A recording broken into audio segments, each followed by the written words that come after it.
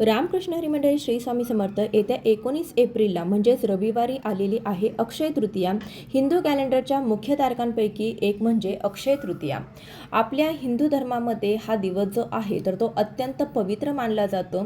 अक्षय तृतीया वैशाख महिन्याच्या शुक्ल पक्षाच्या तृतीयेला साजरी केली जाते।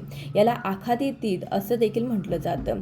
अक्षय म्हणजे हे जे कधीही संपत नाही आणि म्हणूनच असं म्हटलं जातं की अक्षय तृतीया ही अशी तिथी आहे ज्यामध्ये सौभाग्य आणि शुभ परिणामांचा कधीही क्षय होत नाही।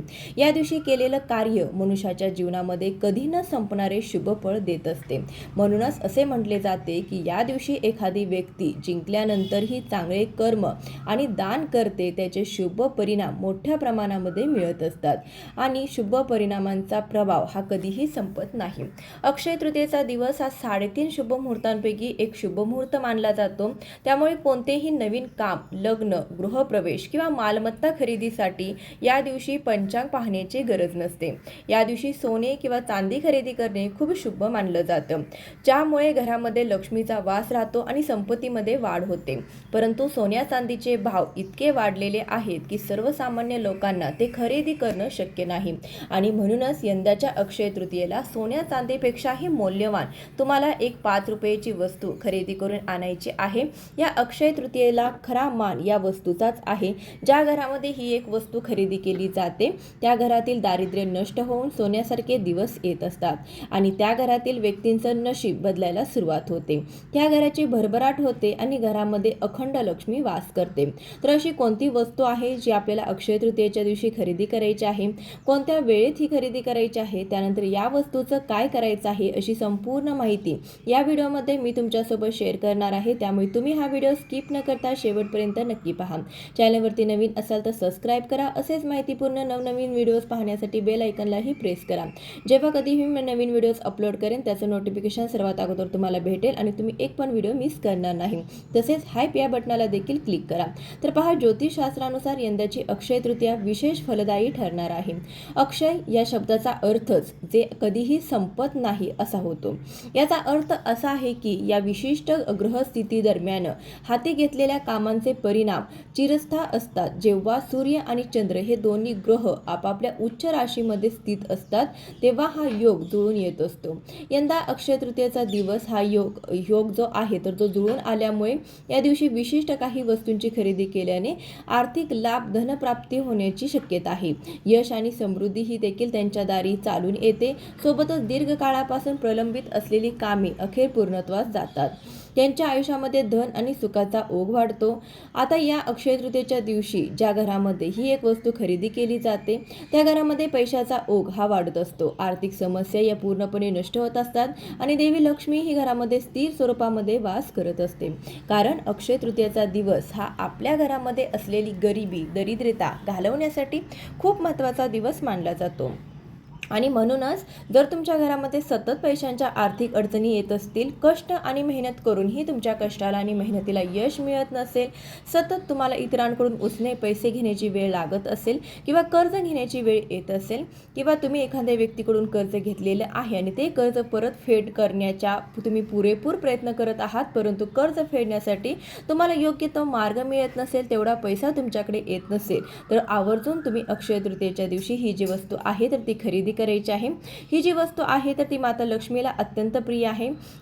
सोन्या चांदीपेक्षा देखील ही वस्तू जी आहे तर ती माता लक्ष्मीला अत्यंत प्रिय आहे, कारण की या वस्तू जी आहे तर ती माता लक्ष्मीचंच वास्तव्य यामध्ये असतं। या वस्तूवरती ती विराजमान आहे आणि जर ही वस्तू आपल्या घरामध्ये असेल म्हणजे लक्ष्मीचं आसनच जर आपल्या घरामध्ये असेल तर लक्ष्मी ही आपलं घर सोडून कधीच कुठेही जाणार नाही। तर प्राप्त लक्ष्मी ही आपल्याकडे स्थिर राहील आणि हळूहळू घरातील पैशाच्या आर्थिक अडचणी ज्या आहेत तर त्या देखील दूर होतील। घरामध्ये पैसा येण्याचे सर्व मार्ग देखील मोकळे होतील। आपल्या कष्टाला आणि मेहनतीला भरभरून यश मिळेल। बऱ्याच वेळा असं होतं की पहा, आपण खूप कष्ट करत असतो परंतु त्याला नशिबाची साथ मिळत नाही आणि म्हणून कष्टातून योग्य मोबदला सुद्धा आपल्याला मिळत नाही आणि म्हणून अक्षय तृतीयेला हे जे काही आपण उपाय जे आहे तर ते आपल्याला करायचे असतात। तर आपल्याला या अक्षय तृतीयेच्या शुभ मुहूर्तावरती सोन्या चांदीपेक्षाही मौल्यवान अशी कमळगट्ट्याचं जे बीज आहे तर ते आपल्याला आणायचं आहे, त्याची खरेदी आपल्याला करायची आहे।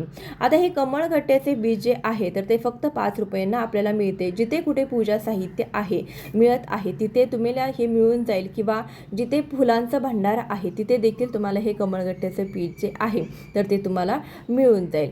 तसेच तुमच्याकडे जर नर्सरी असेल किंवा जिथे आपल्याला झाडे मिळतात त्या दुकानात देखील तुम्हाला कमळाचे बीज जे आहे तर ते सहज मिळून जाईल. कमळाच्या फुलाला बीजाला कमळगट्टा बीज असं म्हणत असतात. तर कमळ हे माता लक्ष्मीचं आसन मानलं जातं.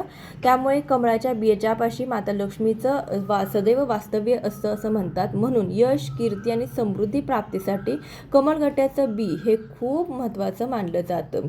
अक्षय तृतीयाला या कमळगट्ट्याच्या बीजाचा हा उपाय जो आहे तो आपण केला तर माता लक्ष्मीची कृपा प्राप्त होते, जीवनामध्ये सुख समृद्धी राहते.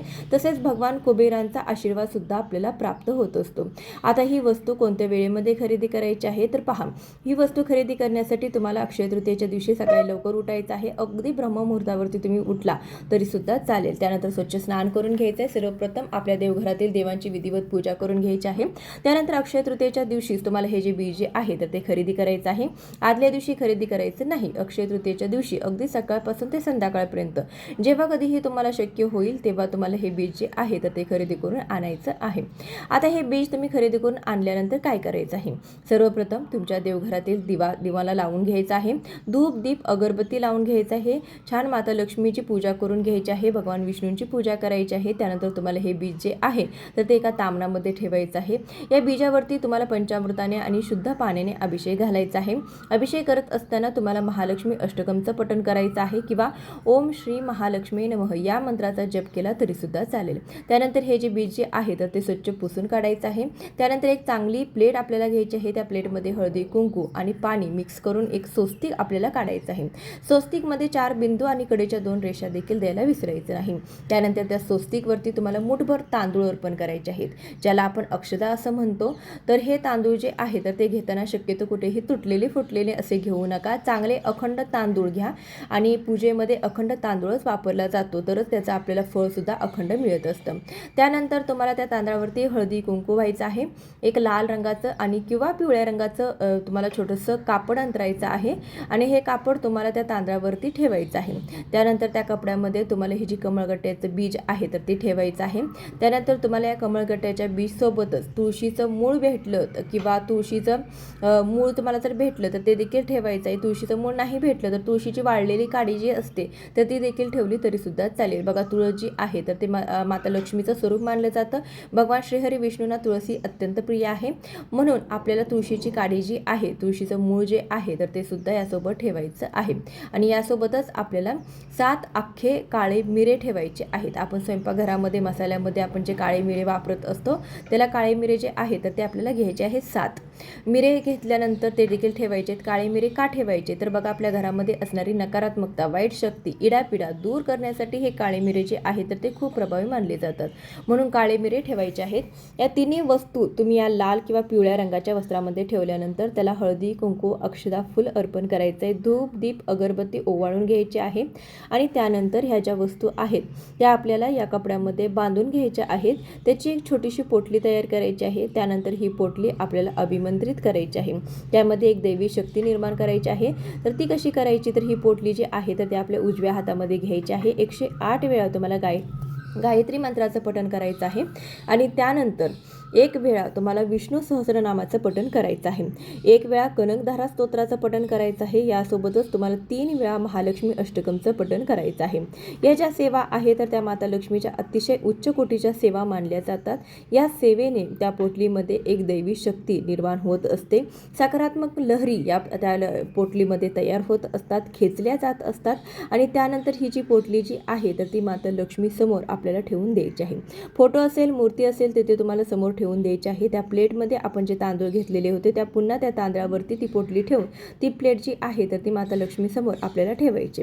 यानंतर सायंकाळी जेव्हा आपल्या देवघरामध्ये आपण घरामध्ये लक्ष्मी येण्याची जी वेळ असते तर त्यावेळेस तुम्हाला तुमच्या देवघरामध्ये दिवा जो आहे तर तो लावून घ्यायचा आहे. धूप अगरबत्ती लावून घ्यायची. त्या पोटलीवरती सुद्धा धूप अगरबत्ती ओवाळून घ्यायची आहे आणि त्यानंतर ही पोटली उचलून तुम्हाला तुमच्या घराच्या मुख्य प्रवेशद्वारावरती जिथे कुठे ही पोटली ठेवायला जागा असेल, बांधायला जागा असेल तिथे तुम्हाला ही पोटली जी आहे तर ती बांधायची. आपल्या घराच्या मुख्य दरवाजाच्या आपलं मुख्य दरवाजा जो असतो तर ते आपल्या घराचं सर्वस्व असतं. तिथूनच आपल्या घरामध्ये लक्ष्मी जी आहे तर ती घरामध्ये वास करत असते. लक्ष्मी असो किंवा अलक्ष्मी असो ती आपल्या घरामध्ये येत असते.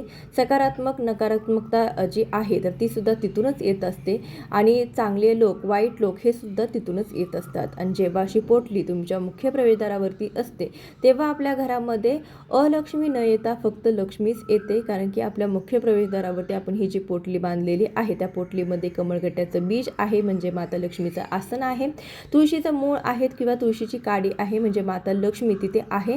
आणि जिथे माता लक्ष्मी असते तिथे माता लक्ष्मीचं आसन सुद्धा असतं. त्यामुळे माता लक्ष्मी तिथे त्या घरामध्ये वास करत असते.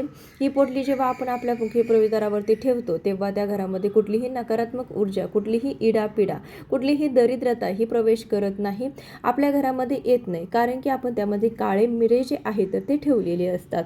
तर काळे मिरे जे आहे तर ती नकारात्मक ऊर्जा, जी काही वाईट गोष्टी आहेत, अलक्ष्मी आहे तर तिला आपल्या घरापासून दूर ठेवण्याचं काम करत असतं. आणि ही जी पोटली जी आहे मुख्य प्रवेशद्वारावरती आपण बांधतो तेव्हा घरामध्ये आर्थिक स्थैर्य हे राहतं. देवी लक्ष्मीची कृपा आपल्या घरावरती कायम राहते. आणि ह्या सर्व वस्तू लक्ष्मीला अत्यंत प्रिय आहेत. आणि ही पोटली आपल्या मुख्य प्रवेशद्वारावरती बांधल्यामुळे पैशाचा ओघ देखील घरामध्ये वाढत असतो. वर्षभर आपल्या घरामध्ये कधीही पैशाची कमतरता भासत नाही, इतका प्रभावी हा उपाय आहे. म्हणून अक्षय तृतीयेच्या दिवशी हा उपाय तुम्हाला आवर्जून करायचा आहे. आता ही पोटली जी आहे तर ती किती दिवस ठेवायची आहे, जोपर्यंत तुम्हाला ठेवायची आहे तोपर्यंत तुम्ही ठेवू शकता. त्यानंतर जेव्हा तुम्हाला कधीही वाटेल की ही पोटली खराब झालेली आहे अशा वेळी तुम्ही ती पाण्यामध्ये सोडून देखील देऊ शकता. ज्या काही वासणाऱ्या वस्तू ज्या आहेत तर त्या तुम्हाला वाहत्या पाण्यामध्ये विसर्जित करायच्या आहेत. यासोबतच जर तुमच्या घरामध्ये श्रीयंत्र असेल तर तुम्हाला एक उपाय करायचा आहे. तर कमळगट्ट्याची माळ जी असते, पूर्ण माळ, ज्याला 108 मणी असतात म्हणजे 108 कमळाचे बीज असतात, साधारणतः 100 ते 150 रुपयापर्यंत तुम्हाला मिळते. ही माळ देखील तुम्हाला खरेदी करायची आहे. श्रीयंत्र जे आहे तर त्यावरती तुम्हाला ही माळ जी आहे तर ती ठेवायची आहे. कारण की श्रीयंत्र म्हणजे माता लक्ष्मी असते आणि कमळगट्ट्याची माळ हे माता लक्ष्मीचं आसन मानलं जातं. म्हणून जर तुमच्या घरामध्ये श्रीयंत्र आहे परंतु कमळगट्ट्याची माळ नसेल तर तुम्ही या अक्षय तृतीयेच्या दिवशी नक्कीच खरेदी करू शकता. तर आजच्या व्हिडिओमध्ये खूपच महत्त्वाची माहिती तुमच्यासोबत शेअर केलेली आहे.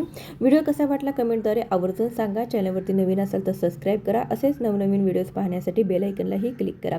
चला भेटूया अशाच एखाद्या व्हिडिओसोबत. तोपर्यंत खूप खूप धन्यवाद. श्री स्वामी समर्थ.